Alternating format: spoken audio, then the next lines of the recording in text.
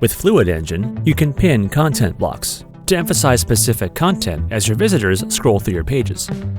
You can pin blocks on your site's computer layout and mobile layout separately. To pin a block, open the page editor. Click the block, then click Pin. Try experimenting with different settings and layouts to get the look you want. You can pin the block to the top, middle, or bottom of the section when scrolled. You can further customize the effect with the offset slider. When you're done, click Save. You can also pin blocks specifically for mobile viewers. With the page editor open, click Mobile View. Click the block, click Pin, make your changes, then click Save.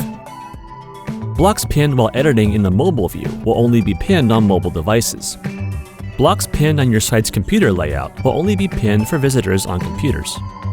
To remove a block's pin, click the block, click Pin, then Remove Pin. When you're done, click Save. Let us know if you have any further questions. We're always here to help.